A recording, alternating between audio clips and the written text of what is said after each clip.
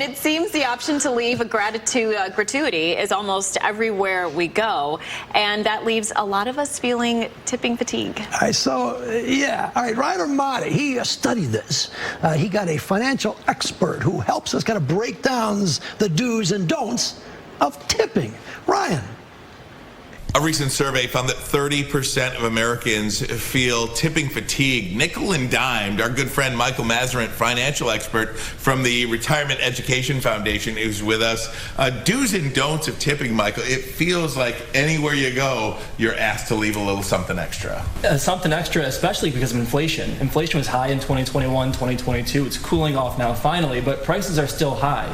So tips on top of those more expensive dinners, lunches, bar tabs, they can get really expensive.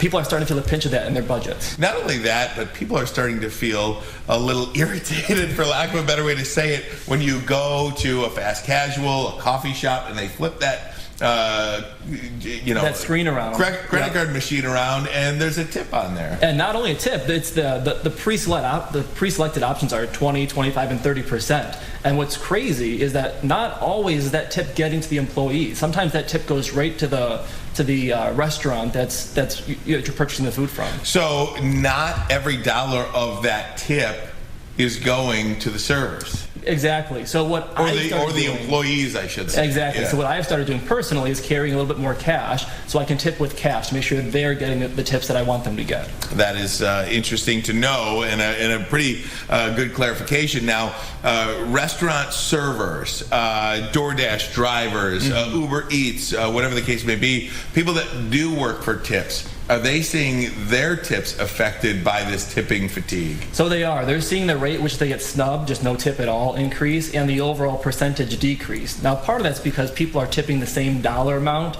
even though they have a larger bill now. And so it's a smaller percentage, same dollar, but that's tough for the employees who are really working for those tips because they're feeling the pinch of inflation as well.